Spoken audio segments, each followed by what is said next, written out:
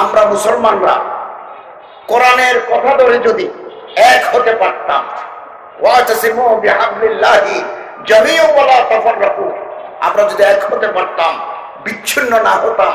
সারা দুনিয়াতে মুসলমান আছে 200 কোটি, দেশ আছে 57, বাংলাদেশ সহ সৌদি আরব, ওমান, কাতার, কুয়েত সহ, ইন্দোনেশিয়া, মালয়েশিয়া সহ আমরা যদি এক হতে পারতাম, পৃথিবীর বুকে নেতৃত্ব দিত মুসলমানরাই। জাতিসংঘ নতুন করতে পারতাম, কিন্তু আফসোস আমরা আল্লাহর কালাম ছেড়ে দিয়েছি, আমরা আল্লাহর নাফরমান বনে গেছি। ইখতিলাফ, ইফতিরাক, বিভেদ, বিসংবাদ, আসল দুশমন কারা আমরা চিনতে ভুল করেছি, আপন ভাইকে আমরা দুশমন ভেবেছি। এগুলো ইহুদিদের একটা কিতাব আছে, দি প্রোটোকলস অফ লার্নেড এল্ডার জায়ন, ইংরেজি আমার কাছে আছে। ইহুদি পণ্ডিতের গোপন দলিল, আমরা দলিল মতো চলতেছি, দলিল মতে প্রোটোকলস, দলিল, ওখানে লেখা আছে। ইহুদি পণ্ডিতরা বলছেন দ্বিতীয় বিশ্বযুদ্ধ আমরা বাদিয়েছি, দ্বিতীয় বিশ্বযুদ্ধ, ফ্রেঞ্চ রেভলিউশন 18 শতাব্দীতে আমরা করেছি। মুসলমানের ঝগড়া বাঁধাই আমরা করি, আলেম ওলামা একজনের বিরুদ্ধে আরেকজনে বলি, এগুলো আমরা করি। আমরা পয়সা দিয়ে দালাল তৈরি করি। মুসলমানদের ভিতরে, মাস্টারের ভিতরে, প্রফেসরের ভিতরে, অফিসারের ভিতরে, উকিলের ভিতরে ইহুদির দালাল আছে সব জায়গা। এই প্রোটোকলসে লেখা আছে, উই আর প্রিপেয়ারিং গ্রাউন্ড, আমরা জমিন তৈরি করছি। খেতি করতে হলে জমিন তৈরি করতে হয়, বাগান করতে হলে জমিন তৈরি করতে হয়। ইহুদি প্রোটোকলসে লেখা আছে দলিলে, we are preparing ground for the appearance of a deliverer who will be the blood of Zion. দুনিয়াতে রাজত্ব করবে ইহুদি নেতা, তার নাম দাজ্জাল, তার জন্য আমরা জমিন তৈরি করতেছি। সম্মানিত হাজরিন, আমাদেরকে কোরআনের পথে ফিরে যেতে হবে। আল্লাহর কালাম, দুনিয়ার বুকে যত কিতাব আছে, আসমানি কিতাব অথবা ধর্মীয় কিতাব, কোরআন শরীফ ছাড়া কোন কিতাবের হাফেজ নাই। হিন্দু ধর্মের কিতাবের নাম শ্রীমদ ভগবত গীতা, হাফেজ নাই। আমি কলেজে 26 বছর প্রফেসরি করছি, 5-7 বছর তো ডিপার্টমেন্টের হেড ছিলাম। আমি অনার্সে জাতীয় বিশ্ববিদ্যালয়ের অধীনে অ্যানশিয়েন্ট হিস্ট্রি অফ বেঙ্গল, প্রাচীন বাংলার ইতিহাস পড়াতাম অনার্স ফার্স্ট ইয়ারে। এক জামানায় বাংলার রাজা যখন মহিপাল, রামপাল, গোপালের দেশের রাজা, এই দেশে শ্রীমদ ভগবত গীতা ছেলেদের মুখস্থ করাইত। মুখস্থ বেশি দিন পেকত না, এদিকে করে এদিকে বলে যায়, এদিকে করে এদিকে বলে যায়। কিন্তু এই পর্যন্ত কোরআন হাফজ করি, হাজার হাজার হাফেজ কোরআন আছে, 20 লক্ষ হাফেজ কোরআন আছে বাংলাদেশে। এই কক্সবাজার এই কুরুশকুলে আছে, যারা আপনাকে এক বৈঠকে 30 পারা কোরআন হাজিরা দিতে পারে। এটা এজাজুল কোরআন, এটা কোরআনের মর্যাদা, কোরআনের আসমত, এজাজ। শ্রীমদ ভগবত গীতার হাফেজ নাই, বৌদ্ধদের কিতাবের নাম ত্রিপিটক, হাফেজ নাই, শিখদের কিতাবের নাম গ্রন্থ সাহেব, হাফেজ নাই। 2 কোটি মানুষ আগুনটা খোদা মানে, আগুন পূজা করে, এদেরকে ইংরেজিতে বলে জোরস্ট্রানিজম। এদের মূল গুরুর নাম জোরাস্টার, ওনাদের কিতাবের নাম জেন্দা আবেস্তার হাফেজ নাই। ইহুদিদের কিতাব তৌরাতের হাফেজ নাই, খ্রিস্টানদের কিতাব ইনজিল শরীফের হাফেজ নাই, হাফেজ আছে কোরআনের। এই বাংলা আমাদের প্রিয় মাতৃভূমি বাংলা, যুদ্ধের মাধ্যমে রক্তের বিনিময়ে অর্জিত আমার এই বাংলায় কিয়ামত পর্যন্ত কোরআনের ঝান্ডা উঠবে। এবং বিগত বাংলাদেশের বয়স 50 বছর, 50 বছরে আন্তর্জাতিক কোরআন কম্পিটিশন, মুসাবাকাতুল কোরআন বাইনাল আকওয়াম, international recitation of the holy Quran, আন্তর্জাতিক কোরআন তেলাওয়াতের প্রতিযোগিতায় তুরস্কে হয়, আঙ্কারাতে হয়, ইস্তাম্বুলে হয়, সৌদি আরবে হয়, ওমানে হয়, বাহরাইনে হয়, তেহরানে হয়, ইন্দোনেশিয়া হয়, মালয়েশিয়া হয়। যেই দেশে হয় 1 নম্বর 2 নম্বর 3 নম্বর পুরস্কার নিয়ে আসে বাংলাদেশের হাফেজরা। ওই বাংলাদেশ সরকারের ধর্ম মন্ত্রণালয় লিস্ট দিছে, ইসলামিক ফাউন্ডেশন ওই বাইতুল মুকাররম, আপনি পড়ে দেখবেন, সব বাংলাদেশি ছেলে। এমন এমন ছেলে পুরস্কার নিয়ে আসছে যে দাড়িও যায় নাই, তার সিনের ভিতরে 30 পারা কোরআন আছে। 4টা কাজ আমাদের করতে হবে। 4, 1, শুদ্ধভাবে কোরআন তেলাওয়াত করতে হবে সমাজে। প্রতিটি মানুষ যাতে আমরা শুদ্ধ তেলাওয়াত করতে পারি। মান কারাআল কোরআন হারফান ফালাহু আশরু হাসানাত। কোরআন শরীফ যারা তেলাওয়াত করে 1 অক্ষরে 10টা করে নেকি আমলনামায় আল্লাহ তাআলা লিখে দেন। অশুদ্ধ যদি কোরআন তেলাওয়াত করি, রুব্বা কারিয়িন ইয়াকরাউল কোরআন ওয়াল কোরআন ইয়ালআনুহু, বহু মানুষ কোরআন তেলাওয়াত করে কোরআন তারে অভিশাপ দেয়, লানত দেয় অশুদ্ধ হওয়ার কারণে। এই জন্য আমাদের গ্রামে গঞ্জে মহল্লায় শুদ্ধ কোরআন ব্যবস্থা আছে, নুরানি মাদ্রাসা আছে, ফুরকানিয়া আছে, মাকতাব আছে। আমি কুরুশকুল বৃহত্তর ফকিরপাড়া সমাজের কাছে একটু আবেদন করব, বহু বয়স্ক মানুষ শুদ্ধভাবে কোরআন তেলাওয়াত করতে পারে না। আমি গত বছর পাবনা গেছি, পাবনা তো আমি যেখানে মাহফিল করে বসছি, পাবনা জেলা হেডকোয়ার্টারের পুলিশ লাইনের 25 জন পুলিশ আসলো, পরিচয় দিল, আমি এসআই, আমি কনস্টেবল, আমি এই আমি সেই। তারা বললো, হযরত আমরা এখানে আলেমদের অধীনে কোরআন শরীফ শুদ্ধ করি, তো আপনি আমাদের একটা সবক দেন। তো ওনাদের একটা সবক দিলাম। আমার খুব ভালো লাগলো যে আমার দেশের কনস্টেবল, আমার দেশের সাব ইন্সপেক্টর যারা ছাত্র জীবনে কোরআন শরীফ শুদ্ধ করতে পারেন নাই, এখন বিনা পয়সায় আলেমরা ওনাদেরকে কোরআনের তালিম দিচ্ছেন। এরকম একটা ব্যবস্থা ফকিরপাড়া সমাজ, বৃহত্তর সমাজ করতে পারে কিনা? আপনারা বিদগ্ধ মানুষরা আছেন আমার ডানে বামে, চিন্তা করে দেখুন। আমরা বিনা পয়সায় উইদাউট রিমুনারেশন ব্যবস্থা করব, তাহলে দেখা যাবে যে এসপি সাহেবের আন্ডারে যারা আছেন, ডিসি সাহেব, র্যাবের সদস্যরা এখানে আসে কোরআন তেলাওয়াত শুনবে, কোরআন তেলাওয়াত শুদ্ধ করবে। আল্লাহ তৌফিক দান করুন, আমিন। শুদ্ধভাবে কোরআন তেলাওয়াত। 2, মালয়েশিয়াতে আছে। আমি প্রতি বছর মালয়েশিয়া যাই, কেবল এবছর যেতে পারি নাই, গত বছর যেতে পারি নাই করোনার কারণে। আমি ওখানে দেখছি বিশ্ববিদ্যালয়ের ছাত্র স্টুডেন্ট হলে হলে নামাজ পড়াতে অসম্ভব সুন্দর তাদের তেলাওয়াত। আমি একজনকে জিজ্ঞাসা করলাম, তুমি কি মাদ্রাসা করছো? বলো না। তো এত সুন্দর তেলাওয়াত করো কিভাবে? সে বললো, আই এম অরিজিনালি মালয়, আমি এদেশের বাসিন্দা। মালয়েশিয়ার 3টা জাতি আছে, মালয়, ইন্ডিয়ান, চায়না। তারা বললো আমি মালয়।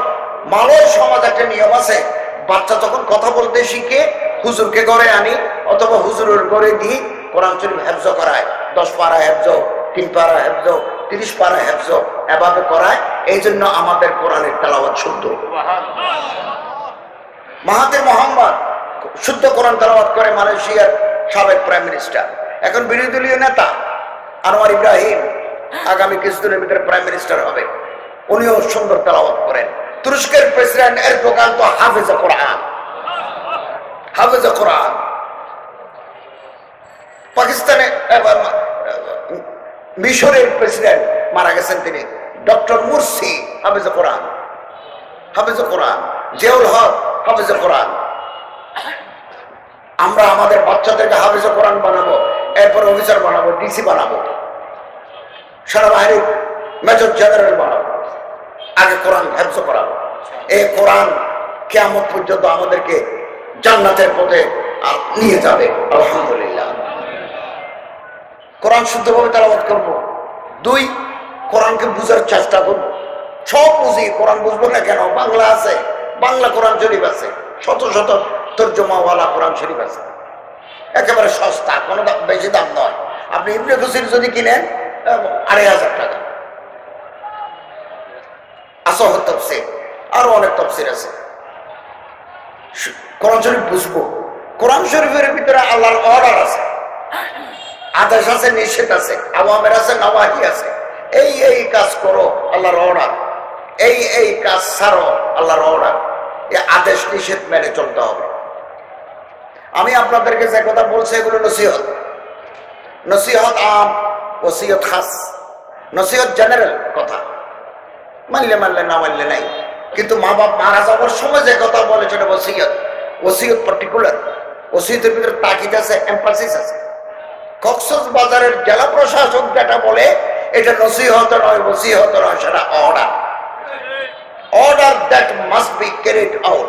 অর্ডার মানতে হয়, না মানলে হাত করা পড়ে। আসমানের মালিক কোরআনের মাধ্যমে মানব জাতিকে যে অর্ডার দিয়েছেন that must be carried out, এটা না মানলে দুনিয়া তো আযাব হবে, আখিরাতেও শাস্তি হবে। কোরআনের আহকাম মানতে হবে। আছে ফানকিহু মা তাবা লাকুম মিনান নিসা ফানকিহুল আয়ামা মিনকুম ওয়াস-সালিহিনা মিন ইবাদিকুম। আল্লাহ তাআলা বলেন, বয়স যদি হয় বিয়ে করে ফেলো, পছন্দ করে বিয়ে করো, নেককার মেয়ে বিয়ে করো, এটা মানতে হবে। আকিমুস সালাত ওয়া আতুজ যাকাত, নামাজ ধরো, যাকাত দাও, দ্যাট ইজ অর্ডার, এটা হুকুম। আল্লাহর নিষেধ আছে, ইনজাংশনস আছে। লা তাকরাবুজ যানা, জানার কাছে যাবে না। যে কাজ করলে জানার দিকে প্ররোচিত করে এটা করতে পারবে না। লা তাকতুলু আওলাদাকুম খাশিয়াতা ইমলাক, খাওয়াতে পারবো না করে সন্তানকে হত্যা করো না, মানা। লা তাকুলু আমওয়ালাকুম বাইনাকুম বিল বাতিল, পরের সম্পত্তি জোর করে গ্রাস করবে না, মানা। এই আদেশ নিষেধ মেনে চলতে হবে। 4 নম্বর, কোরআনের যত কারখানা আছে, কোরআন জিন্দা থাকার যত ব্যবস্থাপনা আছে, মসজিদ, মাদ্রাসা, বৃহত্তর ফকিরপাড়া সমাজ কোরআনের তাফসীর করায়, এগুলোর সাথে আমাদের সংযুক্ত থাকতে হবে। এতিমখানার সাথে সংযুক্ত থাকতে হবে। কোরআনের আইন বাস্তবায়ন করার জন্য তারা ময়দানে আছে, তাদের হাত ধরে হাতকে শক্তিশালী করতে হবে। তাহলে এই 4 কাজ আমাদেরকে জান্নাতে নিয়ে যাবে, পৃথিবীও জান্নাত হয়ে যাবে। জান্নাত তো আছেই, আল্লাহ তাআলা আমাদের তৌফিক দান করুন, আমিন। আমেরিকায় আমি একটা ভিডিও দেখছি, কোরআন শরীফকে ফুটবল বানায় খেলে, কোরআনের প্রতি অবমাননা। পৃথিবীর বুক থেকে কোন জাতি, কোন গোষ্ঠী কোরআনকে নিশ্চিহ্ন করতে পারবে না। আল্লাহ তাআলার হুকুম, আল্লাহ তাআলা বলেন, ইউরিদুনা লিইউতফিউ নূরাল্লাহি বিআফওয়াহিহিম ওয়াল্লাহু মুতিম্মু নূরিহি ওয়ালাউ কারিহাল কাফিরুন। ফু দিয়ে কোরআনের আলো, ইসলামের বাতি নিভিয়ে দিতে চাইবে যুগে যুগে। আল্লাহ বলেন, আমি কিয়ামত পর্যন্ত কোরআনের আলো, ইসলামের আলো আমি জ্বালিয়ে রাখবো, পতাকা উড্ডীন করে রাখবো। ওয়ালাউ কারিহাল মুশরিকুন, কাফেরদের অপছন্দ হলেও।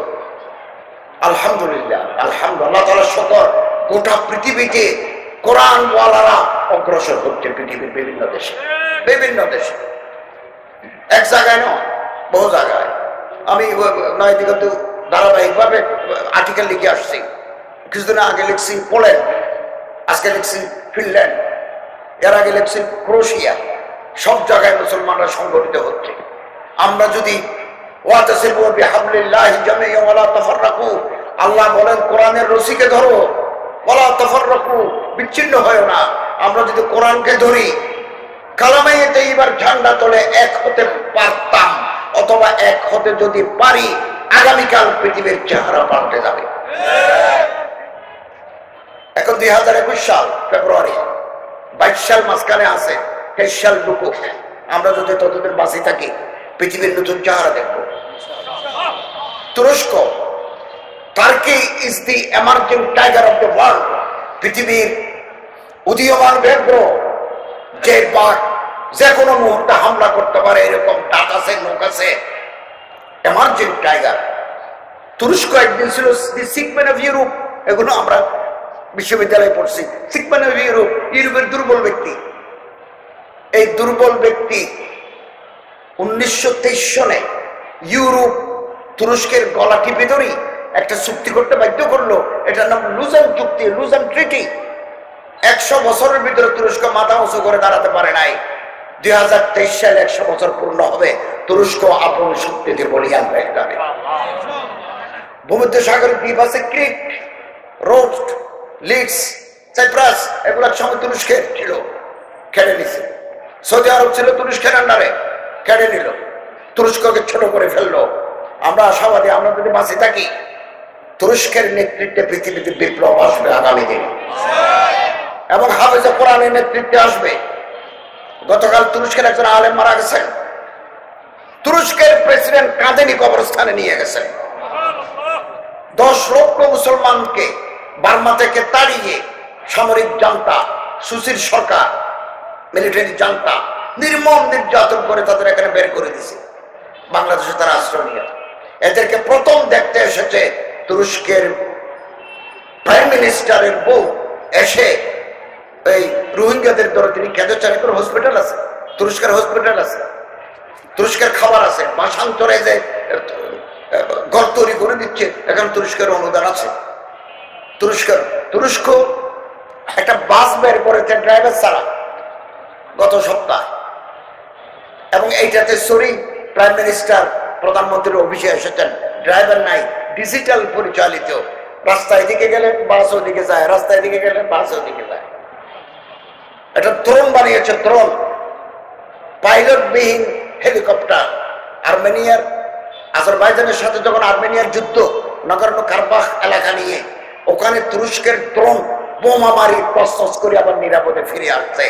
আগামী দিনে নতুন চিত্র দেখবো পৃথিবীর ইতিহাস। এবং ফ্রান্স যখন আল্লাহ রসুলের সাথে বেইমানি করলো, অসম্মান জানালো, কটূক্তি করলো, হযরতের চেহারা বিকৃত করে কার্টুন নাকি লটকা দিল, তুরস্ক বলেছে বেশি বাড়াবাড়ি করবো না, সমুদ্রের পানির সাথে ফ্রান্সকে সমুদ্রে বিলীন করে দেওয়ার শক্তি তুরস্কের আছে। কথা বলাটাও কিন্তু কম নয়, শক্ত কথা বললে দুশ্মনের কলিজা ভাঙি যায়। অস্ত্র নিয়ে বের হবেন তো পরে, আগে ধমকি দিতে হয়। তুরস্কে যখন তোমাকে ধমকি দিতে পারছে, ইরান যে ধমকি দিতে পারছে, ইরান বহুবার বলেছে, আহমদিনেজাদ যখন প্রেসিডেন্ট ছিল, যে ইসরায়েল জরাপাতা পৃথিবীর মানচিত্র থেকে ইসরায়েলকে নিশ্চিহ্ন করে দেওয়ার ক্ষমতা আমাদের আছে। এ কথাও কিন্তু কম নয়। 200 কোটি আমরা মুসলমান, কি নাই?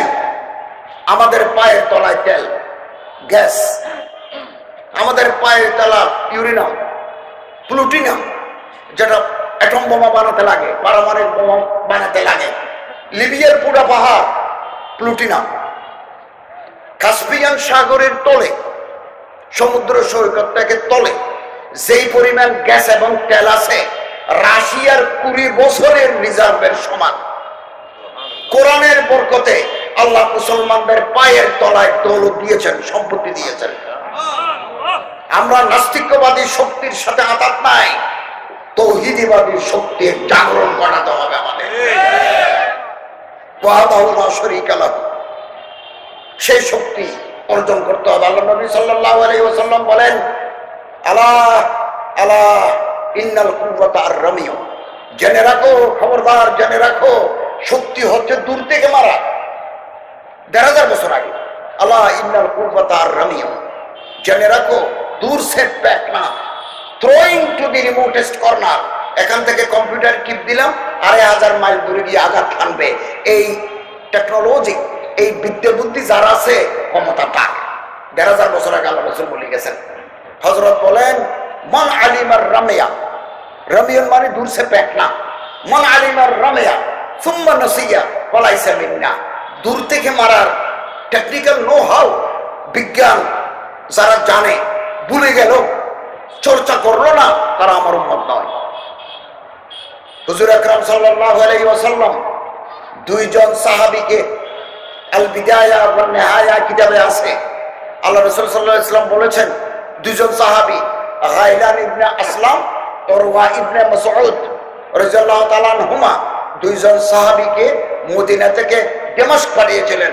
সিরিয়ার রাজধানীর নাম দামাস্কাস, আরবিতে বলা হয় দিমাশক, বাংলা বলে দামেস্ক।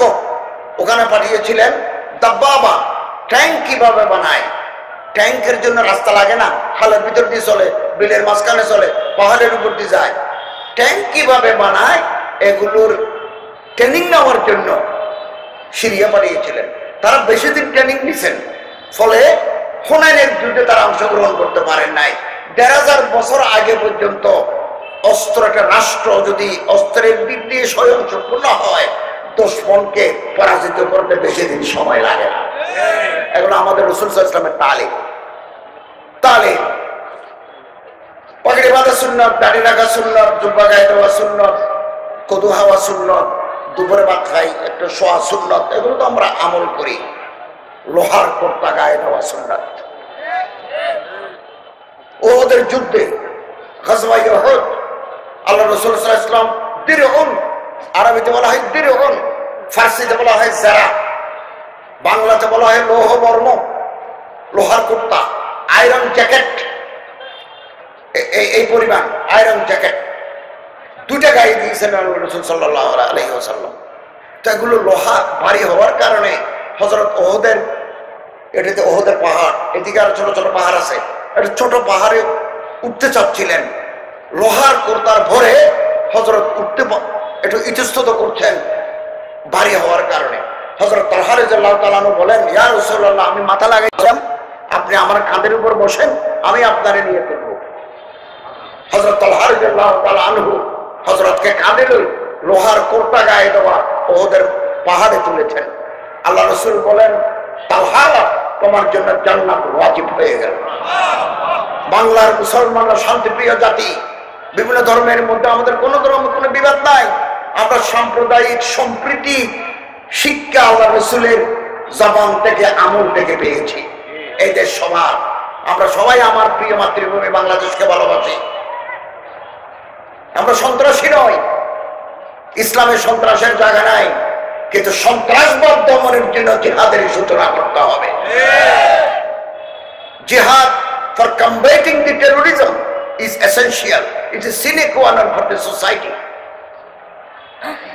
সম্মানিত হাজিরিন, প্রয়োজন হলে বাংলার মুসলমানরা আবার লোহার কোর্তা গায়ে দেবে। সম্মানিত হাজিরিন, কেউ যদি বলে দু চারজন কেউ যদি বলে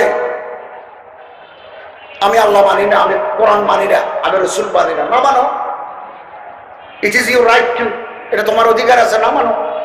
যেমন ভারতের একটা সিনেমার নায়ক জাভেদ আখতার, শাবানা আজমির রানাই, ভারতের ফিল্ম স্টার। আমি তার একটা ভিডিও শুনছি, তিনি বলছেন আই এম এথিস্ট, তিনি বলতেছেন আই এম এথিস্ট, আমি নাস্তিক। I am strongly saying I don't believe in any God. আমি আল্লাহর উপর বিশ্বাস করি না। একেবারে খুব স্ট্রংলি বলতেছেন যে আমি সব সময় বলি, এখনো বলছি, আমি আল্লাহ মানি না, আল্লাহ থাকলে থাকো। এটা কারো বিশ্বাস হতে পারে। আপনি অথবা আর কেউ যদি আল্লাহ না মানে, রাসূল না মানে, কোরআন না মানে, এটা আল্লাহর উপর, আল্লাহ তাআলা ভালো জানেন আপনার সম্পর্কে আল্লাহর কি ডিসিশন হবে।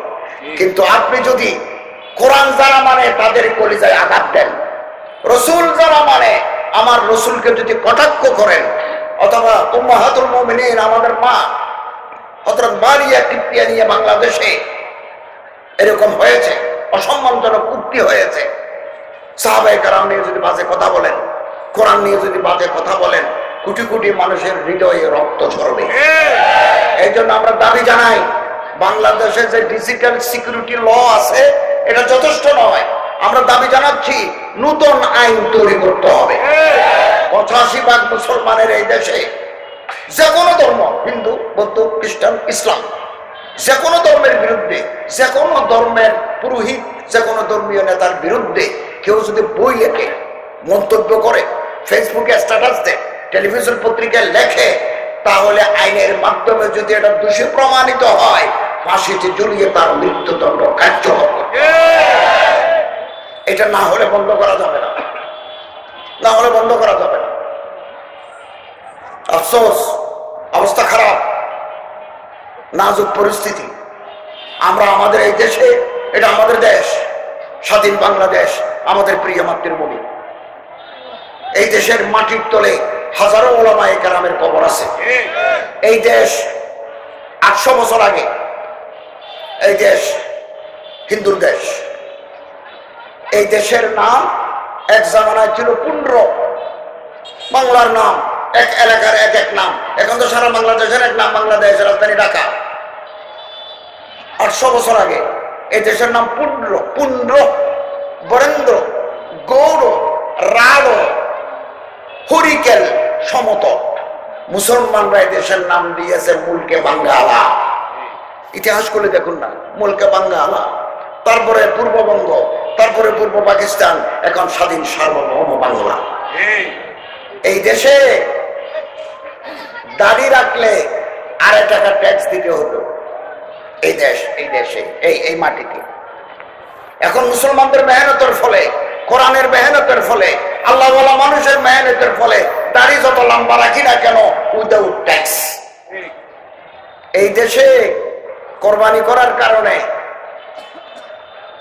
আকিকা করার কারণে শরীরটাকে মাথা আলাদা, কবর 2 জায়গায়। মৌলানা আব্দুল মান্নান তালিব বাংলাদেশে ইসলাম, বাংলা ইসলাম এটা কিতাব আছে ওনার, বাংলা কালেকশন করেন, আধুনিক প্রকাশনী বের করছে। এই বগুড়ার একটা নদী আছে করতোয়া, করতোয়া নদীর এই পারে শরীর কবর, ওই পারে মাথার কবর। এই বাংলা এমনি এমনি হয় নাই। ইসলামের প্রথম জমানা থেকে আজ পর্যন্ত লড়াই, শান্তির বাণী পৌঁছাবো। তসবিদের যদি টান দে, দাড়ি তরি যদি টান দে, টুপি যদি খুলে নিতে চায়, তাহলে তোমার সাথে আমার বোঝাপড়া হবে। এটাই কথা। বগুড়ার করতোয়া নদীর এই পারে একজন বুজুর্গ আসি ইসলাম ধর্মের বাণী পৌঁছাচ্ছেন। ফালিবাল্লিগু শাহিদুল গায়বা বাল্লিগু আন্নী বলো আয়া, এগুলো রসুলের কথা। সন্ত্রাসীরা আসি, করতোয়া নদী পার হই, ওনারে ধরি, মাথা কাটি, ধামাদি মাথা কাটি, মাথা নিয়ে গেছে ওই পারে। মুসলমানরা পালিয়ে নিরাপদ জায়গায় গেল, ওই আলেমকে ধরে জবাই করে দিয়েছে। কিছুক্ষণ পরে মুসলমানরা আসি, দেখে যে ওনার মাথা নাই। তো জানাজা পড়ি, কাফন পড়াই, ওনারা দাফন করলো করতোয়া নদীর পূর্বে। পরে তারা নদী পার হয়ে দেখলো যে মাথাটা খুঁজে পাই কিনা। এরপরে জঙ্গলের ভিতরে মাথা পাইছে, এখন এটা তো দফন করে দিছে। আবার মাথাকে ওই পারে কবর দিছে। এক ব্যক্তির 2 জায়গায় কবরে বাংলায়। সম্মানিত হাজিরিন, এই বাংলায় ইসলাম প্রচারের ক্ষেত্রে, কোরআনের দাওয়াতের ক্ষেত্রে আলেমদের অবদানের তুলনা নাই। ওলামা আলেম হযরত মাওলানা আব্দুর রহমান কাশগরি আন-নাদভী, ওনার কবর আছে ঢাকা রাজিপুর কবরস্থানে। উনি ঢাকা আলিয়া মাদ্রাসার মুহাদ্দিস ছিলেন। ওনার বাড়ি সিন। আমি 2 বছর আগে সিন গেছি। আমি তো পত্রিকা আর্টিকেল লিখছি, মুসলমানদের কি হইল, সিনে পয়সা দেয় আমাদের টে, সারা বিশ্ব মুসলমানদেরকে সিনে টাকা দেয়। 70 বিলিয়ন 60 বিলিয়ন, তুরস্কের দিকে 70 বিলিয়ন, ইরানকে দিছে, আমাদের দেশও দিচ্ছে। সিনে আমাদের টাকা দেয়, খুব ভালো। আমাদের রাস্তাঘাট করে দেয়, আমাদের ওই তিস্তা ব্যারেজ করে দেবে বলো, আমাদের পদ্মা সেতু করে দেয় বলো। পদ্মা সেতু হচ্ছে বাংলাদেশে টাকা হচ্ছে, কিন্তু টেকনিক্যাল নো হাউ তারা দেয়। মক্কা থেকে মদিনা ট্রেন লাইন করে দিছে চীন বলো, আরাফাতের ময়দান থেকে মক্কা পর্যন্ত ট্রেন করে দিছে বলো। কিন্তু চীনের জিনজিয়াং এলাকা 10 লক্ষ মুসলমানের উপরে যে নির্মম নির্যাতন চালায়, মুসলমানরা টু শব্দ কেন করে না? কেন সৌদি আরব নীরব? কেন নীরব? খাদেমুল হারামাইন কেন নীরব? কেন তুরস্ক নীরব? কেন ইরান নীরব? আমি আর্টিকেল লিখছি, উইগুর, ওই এলাকার মুসলমানদেরকে বলা হয় উইগুর, আমাদেরকে বলা হয় বাঙালি, বার্মাদেরকে বলা হয় রোহিঙ্গা, চীনের মুসলমানদেরকে বলা হয় উইগুর। উইগুর নারীদের উপরে যে কি নির্যাতন, পৃথিবীর মুসলমানরা কথা জানে না। বিবিসি সাক্ষাৎকার নেয়, কেন আল জাজিরা নেয় না? আল জাজিরা নেয় না কেন? মুসলমানদের ভিতরে ইমানের জজবা নাই, বাইয়ে বাইয়ে মোহাম্মত নাই। কোরআন ছেড়ে দেওয়ার কারণ, কোরআন ছেড়ে দেওয়ার কারণে। সম্মানিত হাজরিন, আমরা আবার কোরআন ধরি। আল্লামা ইকবাল বলেন, ও জমানে মে মুআজ্জাজ थे হামিল কোরআন হোকর। আগের জামানার মুসলমানরা মাথা উঁচু করে দাঁড়িয়েছে, ওনাদের মাথার উপরে ছিল কোরআন।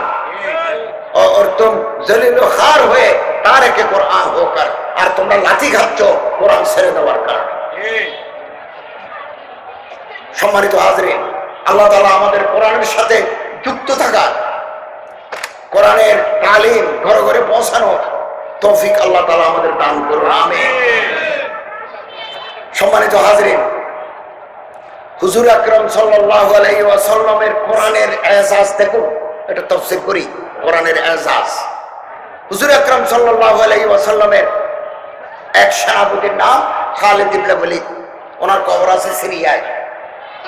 ওনার কবরের উপরে তলোয়ার আছে, লটকানো আছে। তিনি জঙ্গে ইয়ামামা করেছেন ভণ্ড নবীদের বিরুদ্ধে, তিনি খ্রিস্টানদের বিরুদ্ধে যুদ্ধ করেছেন গাজওয়াতুল মুতা, ওই তলোয়ার আছে।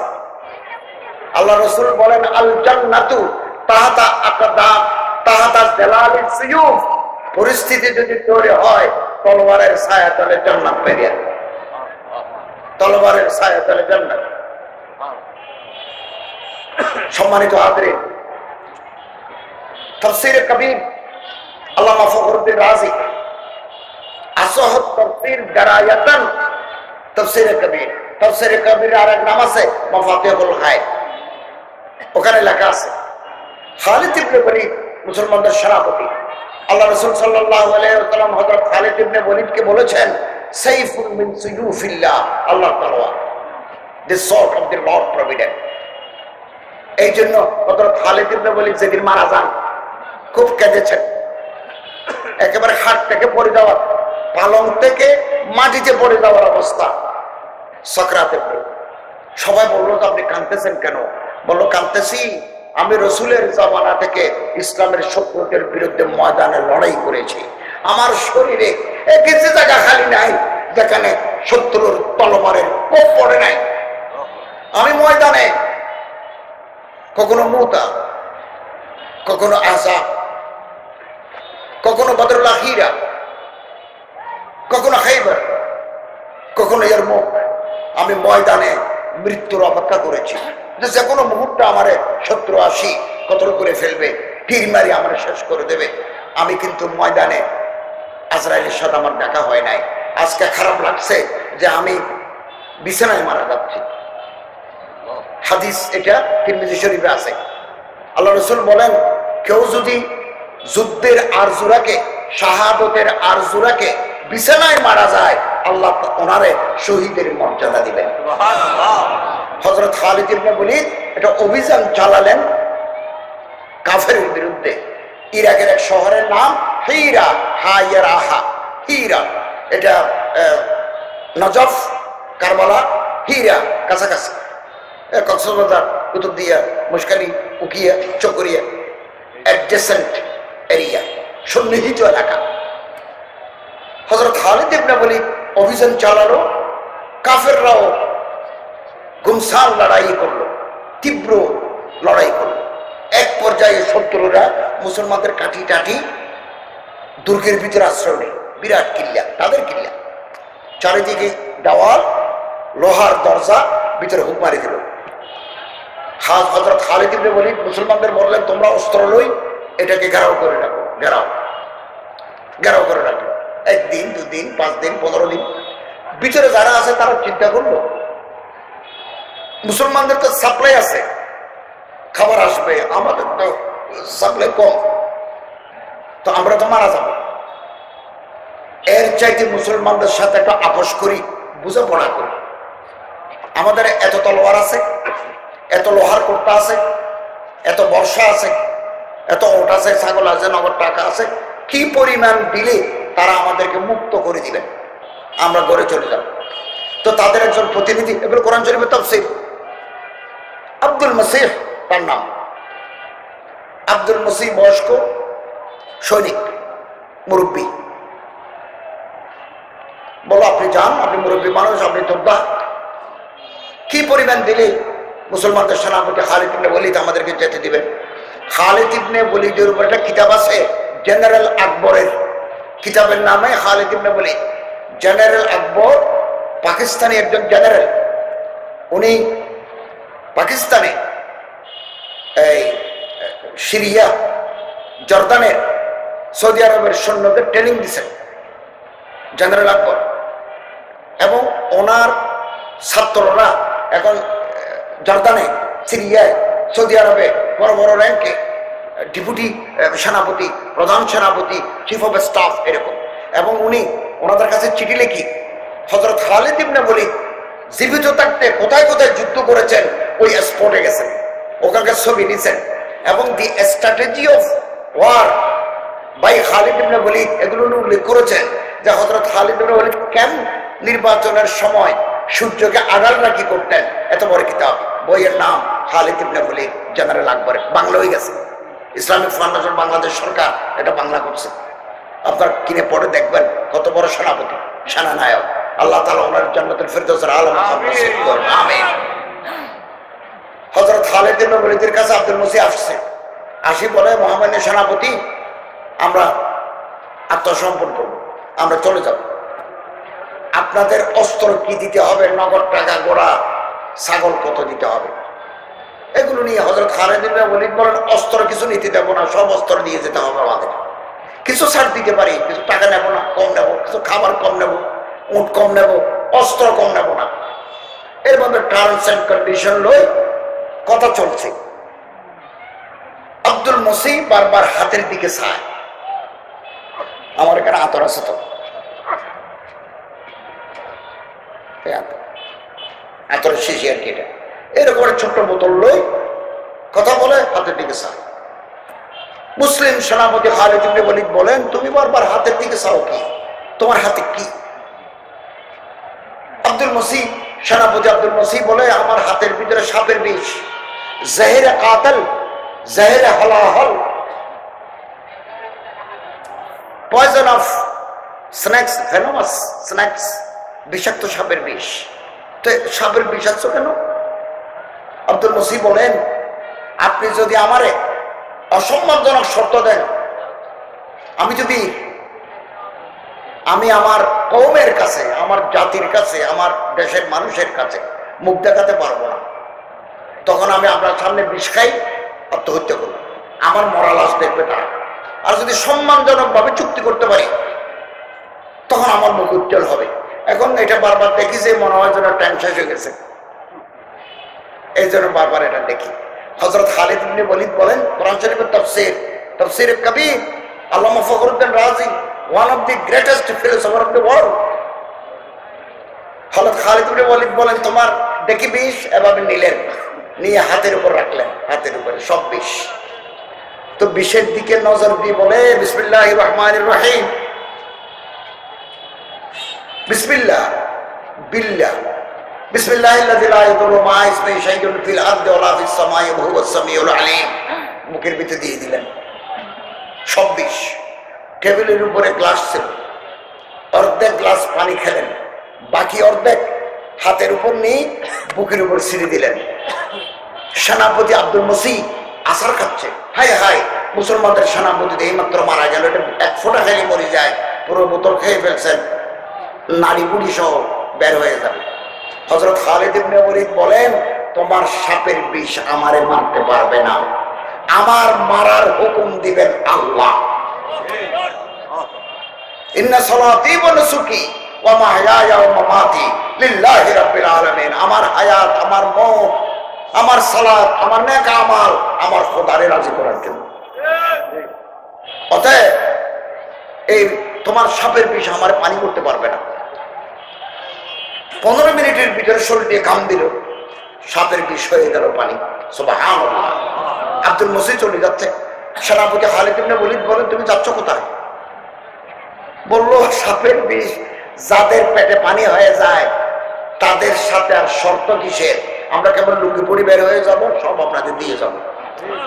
সে আল্লাহও আছেন, সে কোরআনও আছে, আমাদের জবান নাই, জবানের বরকত নাই। শরীরে রক্ত আছে 5.5 লিটার, হাড্ডি গোস্ত আছে 70 কেজি, এবং হাড্ডির টুকরা আছে শরীরের ভিতরে, এখান থেকে একটা টুকরা, এখান থেকে একটা টুকরা, এখান থেকে একটা টুকরা, আলাদা আলাদা টুকরা আছে 206টা। আল্লাহ রাসূল সাল্লাল্লাহু আলাইহি ওয়াসাল্লাম বলেন, হারামদি, অবৈধ, নাজায়েজ 2 নম্বর, 6 নম্বর, সরকারি কাজ বেশি, বিদ্যুৎ চুরি করে খাই, শরীর যদি তাজা বানায়, গোস্ত হইল, হাড্ডি হইল, রক্ত হইল, মুখ তেলতেলিয়া হইল, এই শরীর বেহেশতে যাবে না। ক্বালা রাসূলুল্লাহ সাল্লাল্লাহু আলাইহি ওয়াসাল্লাম, লা ইয়াদখুলুল জান্নাতা জাসাদুন গুযিয়া বিল হারাম, এই শরীর বেহেশতে যাবে না।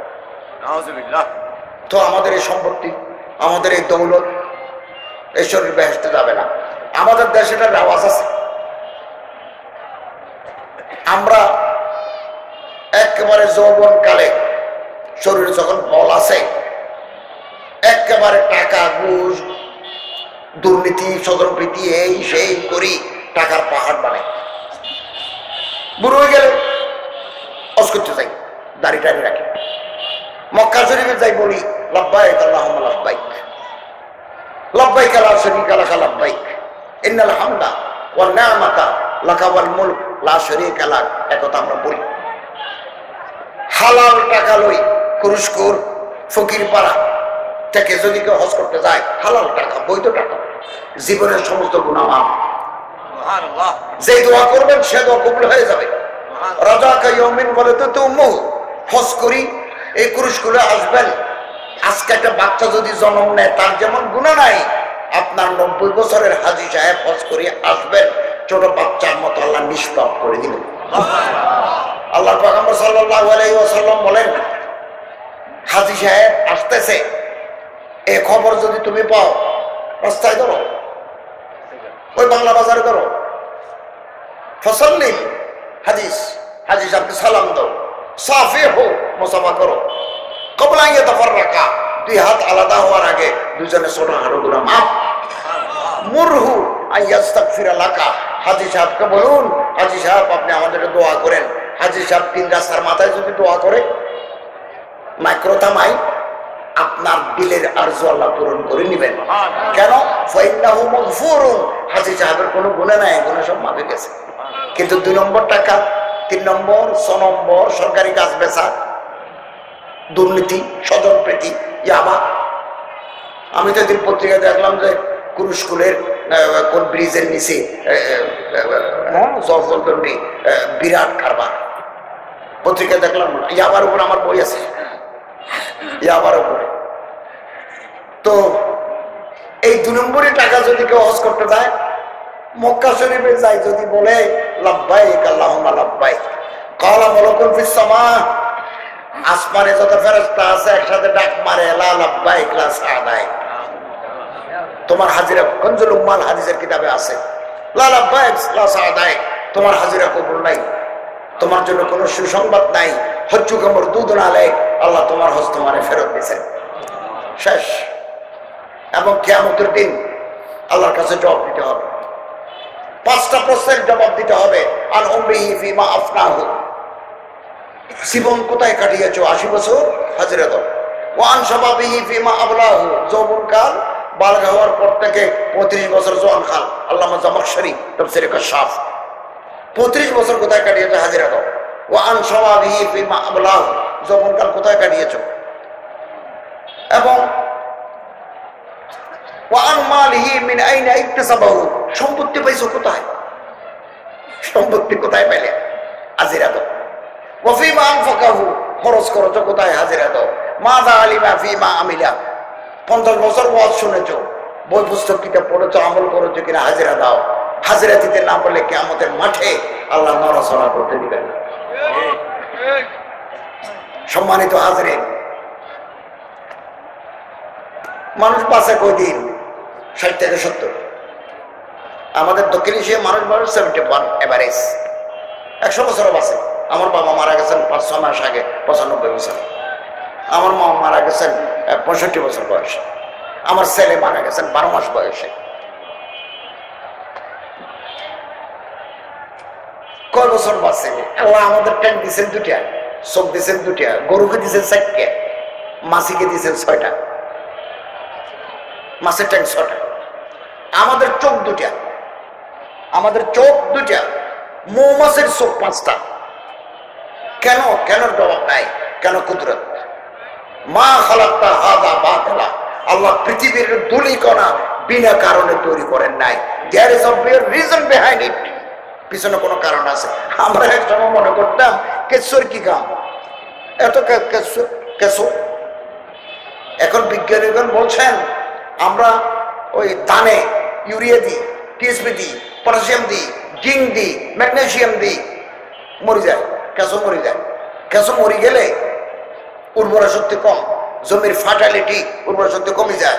এখন বলছে যে গোবর দাও, ঘাসকে ভিজাই এখানে দাও, পচাই দাও, তাহলে কেঁচো তৈরি হবে।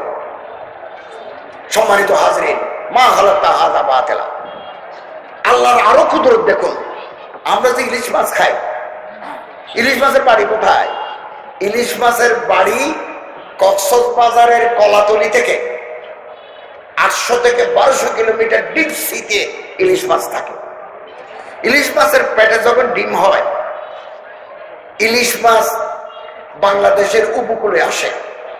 কোথায় আসে? মেঘনার মোহনা, পদ্মার মোহনা, যমুনার মোহনা, গোদাবরীর মোহনায় আসে। এগুলো আমাদের নদী, ওখানে আসে ডিম পারে। ওই সময় আমরা জেলেরা যাই, ডিমওয়ালা ইলিশ মাছ ধরিয়ে আনি। গভীর সমুদ্র থেকেও আনি, এখান থেকেও আনি, কাছ থেকেও আনি, এবং ইলিশ মাছের ডিম দিয়ে গভীর সমুদ্রে চলে যায়। ছোট ইলিশ মাছের ডিম আছে 1.5 লাখ, বড় ইলিশ মাছের ডিম আছে 23 লাখ।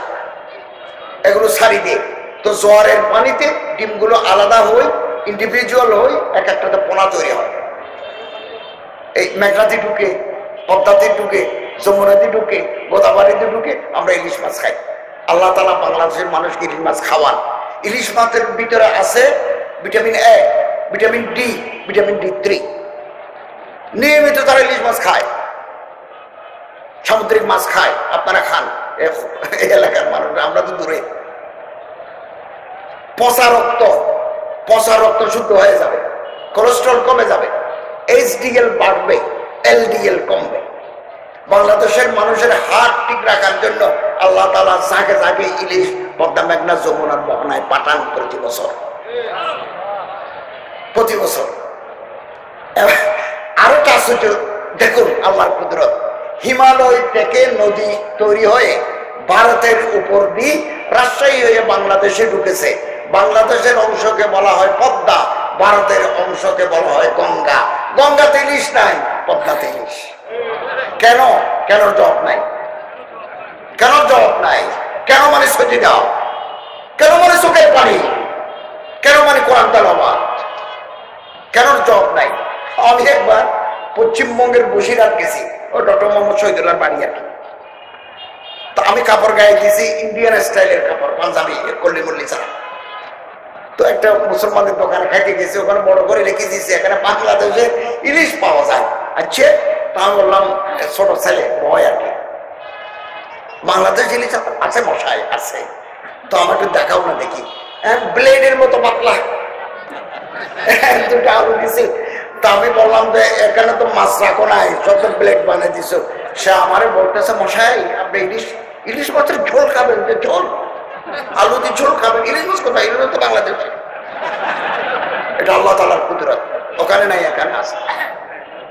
কর্ণফুলী নদীতে রুই মাছ, কাতাল মাছ, মৃগেল মাছ ডিম হইলে হালদা নদীতে ঢুকে, ডিম পারে হালদা নদীতে। কেন? কেন জবাব নাই? কেন জবাব নাই?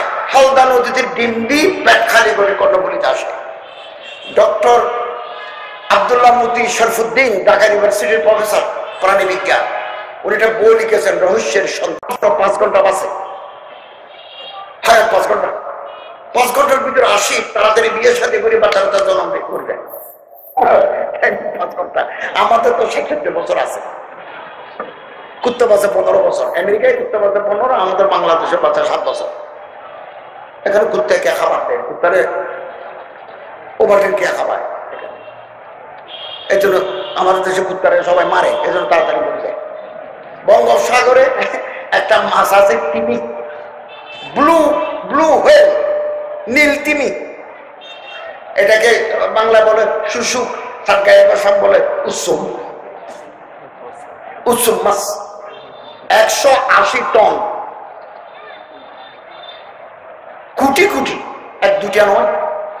ভারতের সীমানা থেকে আমাদের বাংলাদেশ সীমানার ভিতরে দক্ষিণ চীন সাগরে, কাস্পিয়ান সাগরে, প্রশান্ত সাগরে, আটলান্টিক মহাসাগরে, ভারত মহাসাগরে কোটি কোটি তিমি মাছ আছে। তিমি মাছ 1000 কেজিতে 1 টন, এরকম 180 টন। হাই কত? ডোলের মতো পেট। 200 জন মানুষ যদি সকালে বিকালে রাতে মাছ দিয়ে মাছ খায়, জোল মাছ, গ্রিল মাছ, ফিশ ফ্রাই, 3 ধরনের করে যদি কেবল মাছ দিয়ে মাছ খায়, 200 জন মানুষের যত মাছ খাবে, তিমি মাছ হা করে প্রথম লোকমাতে 200 জনের খাবার একসাথে খায়। এবার সকালে একবার এক লোকমাকে মানুষের পেট ভরে 10 লোকমা লাগবে, এই পরিমাণ মাছ খায় সমুদ্রে। এইগুলোর খাবার কে দেয়? আল্লাহ। আল্লাহ দেয়, মহান আল্লাহ রব্বুল ইজ্জত ওয়াহদাহু লা শারীকা লাহু। আমরা সেই আল্লাহরে ডরাই। ওমান ইয়াত্তাকিল্লাহ ইয়াজআল লাহু মাখরাজা ওয়া ইয়ারযুকহু মিন হাইসু লা ইয়াহতাসিব। আল্লাহ তাআলা বলেন, আমারে ডরো, তুমি যদি আমার ভয় রাখো, গুনাহ ছাড়িয়ে দিও। হাকিমুল উম্মত হযরত তানবীর খলিফা সৈয়দ সুলাইমান নদভী রাহমাতুল্লাহ আলাইহি বলেন, দিল কি এক কাফিয়তের কি নাম है তাকওয়া। অন্তরের একটা অবস্থার নাম আল্লাহর ডর। আমি আল্লাহরে দেখি, আল্লাহ আমারে দেখেন। আমি আল্লাহরে না দেখলো, আল্লাহ আমারে দেখেন। এটার নাম আল্লাহর ডর। এটা থাকলে মানুষ গুনাহ করতে পারে না, ঘুষ খাইতে পারে না, সুদ খাইতে পারে না। সম্মানিত হাজিরিন, অসংখ্য মাছ আছে। দক্ষিণ চীন সাগরে পাথর আছে, পাথরের উপরে ঘাস জমায়। আমি দেখছি, আমি এবারে নদীতে নামছি। আমি চীন গেছি 2 বছর আগে, ইন্দোনেশিয়া গেছি, মালয়েশিয়া গেছি, নামছি নিছি। পাথরের উপরে ঘাস জমায়, আশ্চর্য ক্ষুদ্র পাথর, নিরেট পাথর, ওখানে ঘাস জমায়। এগুলোকে বলা হয় শৈবাল, কোরাল। এগুলো মাছে খায়। সার্ডিন একটা মাছ আছে, স্যামন একটা মাছ আছে, টোনা একটা মাছ আছে। এগুলোর খাবার হচ্ছে পাথরের ঘাস।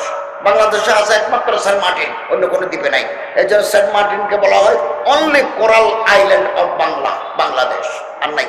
ওখানে সব পাথর, এই জন্য ওখানে মাছ বেশি। আমি স্যামন মাছ খাইছি, ওখানে রেস্টুরেন্টে খাইছি স্যামন মাছ। এগুলোর খাবার জোগায় আল্লাহ। আল্লাহ খাবার জোগায়। সম্মানিত হাজিরিন, আল্লাহ তাআলা আমাদের সবাইকে আল্লাহর কিতাব কোরআনুল কারীম তেলাওয়াত করার, বুঝার, আহকাম মানার, কোরআনের কারখানা যতগুলো আছে এগুলোর সাথে সম্পৃক্ত থাকার তৌফিক আল্লাহ তাআলা আমাদের দান করুন।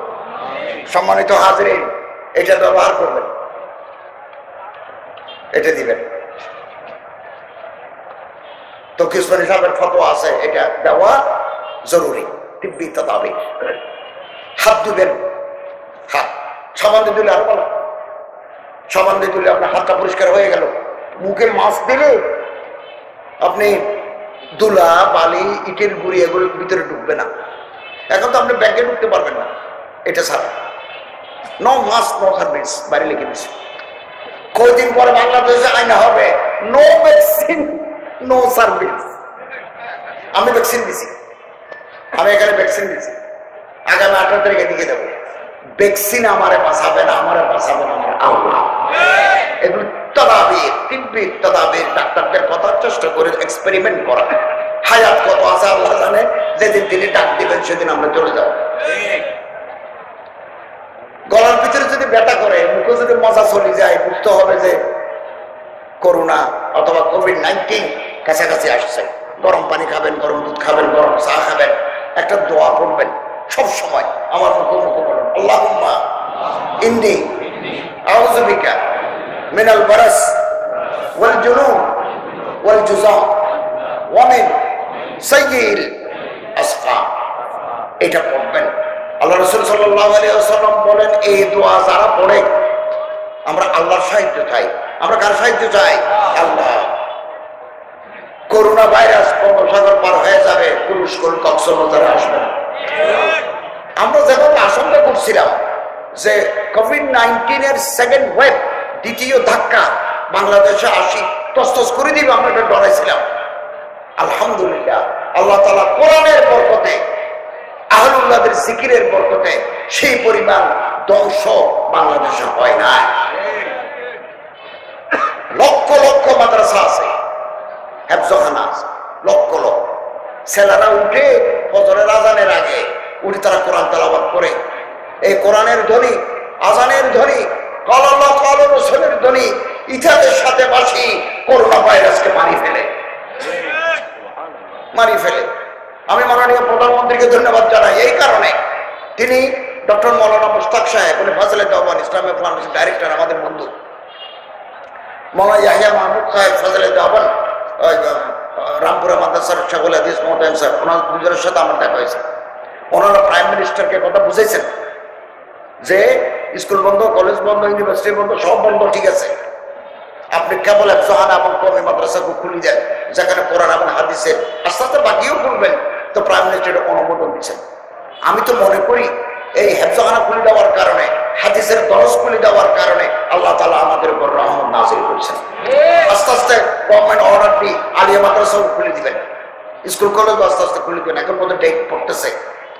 আমরা আল্লাহরই বলি, এই করুণার মালিক আল্লাহ, করুণা থেকে মুক্তি দেওয়ার মালিক আল্লাহ, আমরা সে আল্লাহরই বলি। সম্মানিত হাজিরিন, আমলের কথা বলি। হুজুর আকরাম সাল্লাল্লাহু আলাইহি ওয়াসাল্লাম বলেন, কোন মুসলমান যদি মাগরিবের নামাজের পরে 3 বার, এশারের নামাজের মাগরিবের নামাজের পরে 3 বার, ফজরের নামাজের পরে 3 বার বিসমিল্লাহিল্লাযী লা ইয়াদুররু মা ইসমিহি শাইউন ফিল আরদি ওয়ালা ফিস সামা ওয়া হুয়াস সামিউল আলীম। স্কুলের হুজুর বেশি, এখানে সব হুজুর, ওনাদের কাছ থেকে লিখে নেবেন।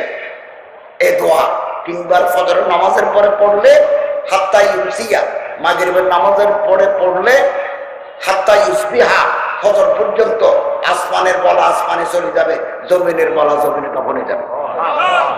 500 ফেরেশতা আপনারা পাহারা দিবেন। 10 জন থাকবেন একেবারে কাছাকাছি, 10 জন কাছে, আর বাকিগুলো দূরে দূরে থাকবেন। আমি এই আপনাদের ওয়াজ শেষ করে আমি চট্টগ্রাম চলে যাব। আমি ব্যাগ বাঁধি, মাগরিবের পর পড়ছি আমি এটা, আরো দোয়া দরুদ পড়ি, একেবারে হাত বন্ধ করে আমি ঘুমাবো। আমার হেফাজ করার জিম্মাদারি আল্লাহর হাতে। আমার কাছে কেউ আসতে পারবে না আজরাইল ছাড়া। আজরাইলের জন্য পারমিশন লাগে না, আর কেউ আসতে পারবে না। তারপর আমি আল্লাহ তৌফিক দিলে সকালের ফার্স্ট ফ্লাইটে ঢাকা যাবো, 10টার ফ্লাইটে বরিশাল যাবো।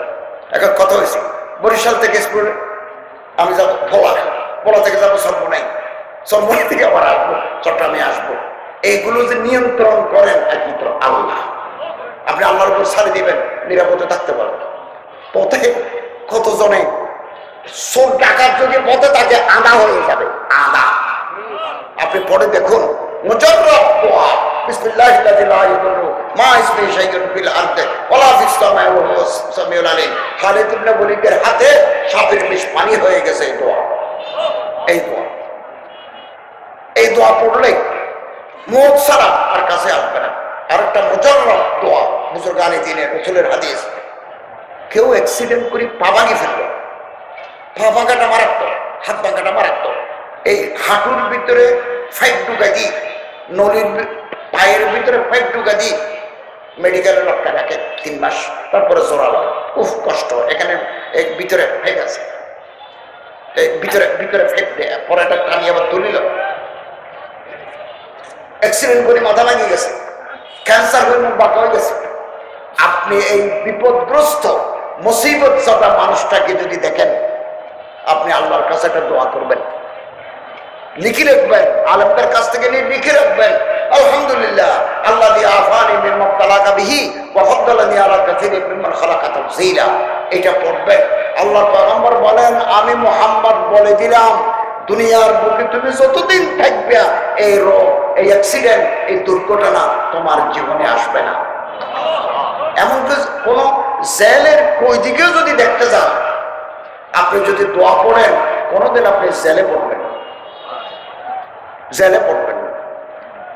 আগামী মাসে আল্লাহ চাহে তো, আল্লাহুম্মা বারিক লানা ফি রজব ওয়া শাবান ওয়া বাল্লিগনা রমাদান, আল্লাহ আমাদের রমজান পর্যন্ত পৌঁছার তৌফিক দান করুন, আমিন। 12 তারিখ 14 তারিখ সাল দেখা সাপেক্ষে রমজান শুরু হবে। আমরা রোজা থাকবো, বলুন আমরা রোজা থাকবো ইনশাআল্লাহ। আগামী 2022 সালে আমরা আছি কিনা আল্লাহ ভালো জানে। আমার বাবা মার্চ মাসে ইন্তেকাল করছেন 10 তারিখ। গত বছর আমার বাসায় ছিলেন, এবছর তিনি কবরে। আমার আপন ফুফা, আপন চাচা, আমার বাবার চাচাতো ভাই, আমার ফুফা মোল্লা গোলাম কাদের সাহেব মেখল মাদ্রাসার 36 বছরের উস্তাদ, তিনি গত বছর রমজানে ছিলেন, কোরবানি ছিলেন, এবছর কবরে। আমি গত পরশু ওনার জিয়ারত করে আসছি। মানুষ 1 সেকেন্ডের বিশ্বাস নাই, 1 সেকেন্ডের বিশ্বাস নাই। এশারের নামাজ যারা জামাতের সাথে পড়ে, ফজরের নামাজ যারা জামাতের সাথে পড়ে, ফাকা আন্নামা কামাল লাইলা কুল্লাহু, সারা রাত নামাজের সওয়াব আল্লাহ পাক আমল নামায় লিখে দিবেন।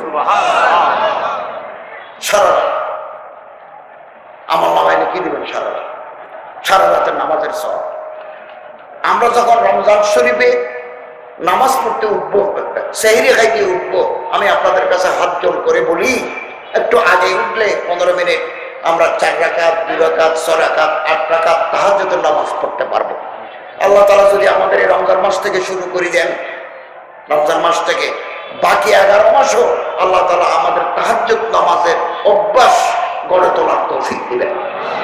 আল্লামা ইকবাল বলেন, টাকার মালিক হতে পারো, ক্ষমতার মালিক হতে পারো, পয়সার মালিক হতে পারো, বিদ্যা বুদ্ধির মালিক হতে পারো, শেষটাতে উঠে যদি আল্লাহরে না ডাকো, কবরে হাত যাবে খালি। अत्तार हो, रूमी हो, राजी हो, गजाली, कुछ हाथ नहीं आपा पे आहो शहर गाही। শেষটা দিনকে আল্লাহরে না ডাকলে কবরে হাত যাবে খালি। সম্মানিত হাজরিন, একটা ঘটনা বলে কথা শেষ করব। দুনিয়াদারি করতে হবে, চেয়ারম্যান বলো। আমি একটা বাইহাকির হাদিস বলি, আল্লাহ যদি কোনো মানুষের উপকার করতে চান, আবারও বলি, আল্লাহ তাআলা যদি কোনো বান্দার উপকার করতে চান, ওনারে রাষ্ট্র পরিচালনার, দেশ পরিচালনার ক্ষমতা প্রদান করেন। বাইহাকিতে হাদিস আছে, করেন। টাকা পয়সা টাকা ভালো, উমরা করা যায়, হজ করা যায়, যাকাত দেওয়া যায়, তাফসীর মাহফিলে সাদা দেওয়া যায়, একটি মেয়েকে বিয়ে দেওয়া যায়, অনেক কাজ করা যায়। টাকা টাকা ভালো।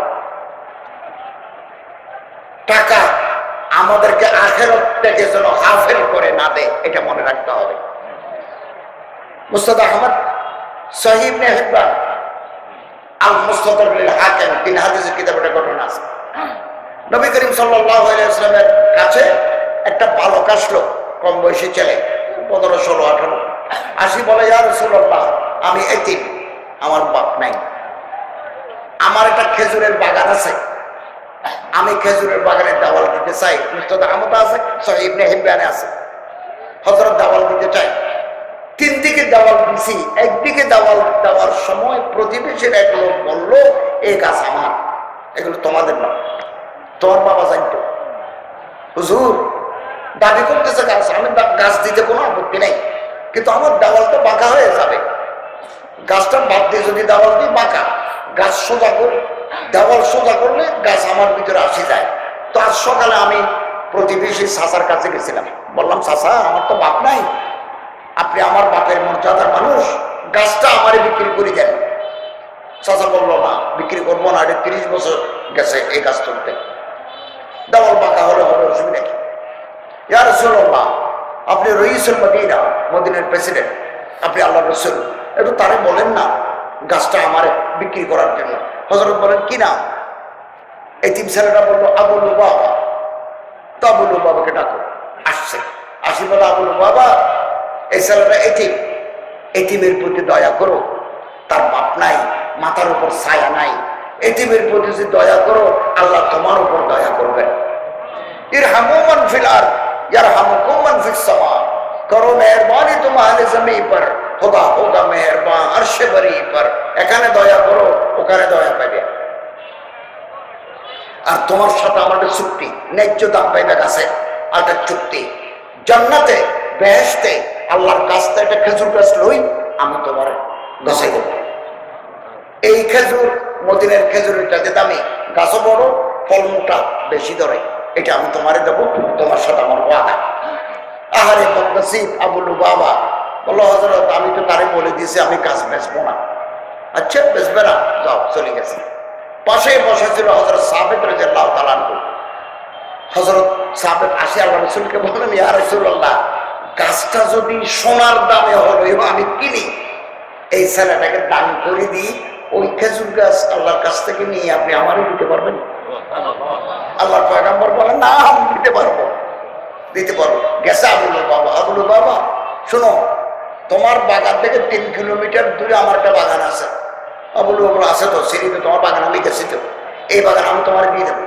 600 গাছ আছে, পানির কুয়ো আছে, একটা খামার বাড়ি আছে, আমি ওখানে থাকি, আমার আরো বাগান আছে, আমি অন্য জায়গায় শিফট করবো, এটা তোমারে দিয়ে দেবো, এই গাছটা তুমি আমার দাও। বলো দেবো। কখন দিবে? আগামীকাল সকালবেলা। বাদ পাক্কি? পাক্কি বাদ, কথা ফাইনাল। ঠিক আছে, ঠিক আছে, কাল সকালে 8টা। আল্লাহ রাসূলের কাছে যাই বলেন, ইয়া রাসূলুল্লাহ, গাছ পাইছি। কি করে পাইলে? 600 গাছ দিয়ে একটা গাছ বদল দিয়েছি, পানির কুয়া, খামার বাড়ি সহ। ছেলেকে বলছে একটাই আছে, গাছ বুঝে নিবে, ডাবল পূজা করে নিবে। ইয়া রাসূলুল্লাহ, আপনার সাথে আমার ওয়াদা হোক, বেহেশতে আল্লাহ জান্নাতে গাছ দিবেন, খেজুর গাছ দিবেন।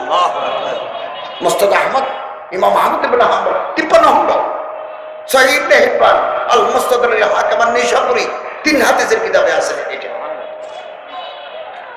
তো আল্লাহ রাসূল বলেন, আনাস ইবনে মালিক রাদিয়াল্লাহু তাআলা আনহু রওয়ায়াত করেন, আল্লাহ রাসূল একবার, দুইবার, তিনবার বলেছেন, আল্লাহ তোমার জান্নাতে অসংখ্য খেজুর গাছের বাগান দিবেন। খুশি হয়ে গেল, হুজুর আপনার সাথে ওয়াদা, ওয়াদা পাক্কা ওয়াদা, আমি আল্লাহর কাছ থেকে তোমার খেজুরের বাগান নিয়ে দেবো, একটা নয় অনেক। তো বাগানে গেছে, বউকে ডাকে উম্মে দাদা, দাদার মা, আমাদের দেশে বলে না জায়দার মা, ইয়া উম্মে দাদা, ও দাদার মা, গাঠি মুসকা বাঁধো, বসন তোষণ লেপ তোষণ বস্তা বলো, বাগান বিক্রি করে দিছি। বউ বলতেছো কত দিয়ে বিক্রি করছো? আমাদের বাগান তো দামি, আমাদের বাগান তো দামি, আজবা আছে, আজবা, আজবা খেজুরের দাম বেশি। কত দিয়ে বিক্রি করছো? হযরত সাবিত রাদিয়াল্লাহু তাআলা বলেন, একবারে খুব ভালো ভালো রেট পাইছি, বেশি দামে বিক্রি করে দিছি। বউ বললো আমার একটু বলো না, অ্যামাউন্টটা একটু বলো না, কত দিয়ে বিক্রি করলে? তো হযরত সাবিত রাদিয়াল্লাহু তাআলা বলেন, 600 গাছ, কুয়া, খামার বাড়ি, একটা গাছের বিনিময়ে বদলা বদলি করছি, গাছটা এদিনকে দান করে দিছি। আল্লাহর পয়গম্বরের সাথে আমার চুক্তি হয়েছে, জান্নাতে আল্লাহ তাআলা আমারে অসংখ্য খেজুর গাছের বাগান দিবেন। তো বিবি বলতেছে, বেশি ভালো কাজ করেছো, কম পুঁজি দিয়ে লাভ করেছো বেশি, পুঁজি দিছো কম, লাভ করেছো বেশি। আমিলা কলিলান উজিরা কাসীরা, আমল কম, বদলা বেশি। এই জন্য একটা আরবিতে কথা আছে, নি'মাল মালুস সালেহ লিরাজুলিস সালেহ, নেককার মানুষের হাতে যদি টাকা আসে, কদমে কদমে ইবাদত হয়। সন্ত্রাসীর হাতে যদি নাজায়েজ টাকা আসে, কদমে কদমে গুনাহ হয়। আল্লাহ তাআলা আমাদের যে দৌলত দিচ্ছেন, সম্পত্তি দিচ্ছেন, কোরআনের স্বার্থে, দ্বীনের স্বার্থে আমরা বিয়ে করবো, মসজিদে যাবো, মাদ্রাসায় যাবো, এতিমখানায় যাবো। আর আমি আপনাদেরকে অনুরোধ করেছি, বয়স্ক শিক্ষা যারা এই কক্সবাজারের অফিসার যারা আছে, পুলিশ ধরেন, র্যাব ধরেন, সব জায়গায় মানুষ আছে, আপনারা হতাশ হবেন না। সেনাবাহিনীর ভিতরে, পুলিশের ভিতরে, র্যাবের ভিতরে, আনসারের ভিতরে, অফিসারদের ভিতরে, টিএনও ম্যাজিস্ট্রেটের ভিতরে কোরআনের পাগল মানুষ আছে, আছে, আছে। অতএব কোনো কারণ নাই। আমি যে কক্সবাজার থেকে আসি, গভীর রাতে আসি, আর্মি আমাদেরকে বলে এত রাতে আসছেন করে কি অসুবিধা? আমি বললাম না, আমার কলেজের চাকরি আছে। একবারও আমারে বলো না আপনি গাড়ি থেকে নামেন, আপনার গাড়ি চেক করবো ইয়াবা আছে কিনা। কারণ দাড়িওয়ালা টুপিওয়ালা মানুষের প্রতি আমার দেশের সেনাবাহিনী, বিজেপির মহব্বত আছে, আছে না নাই? আছে। আল্লাহ তাআলা আমাদের সবাইকে কোরআনের সাথে, আল্লাহর কালামের সাথে যুক্ত থাকার তৌফিক আল্লাহ তাআলা আমাদের দান করুন। ওয়া আখিরু দাওয়ানা আলহামদুলিল্লাহি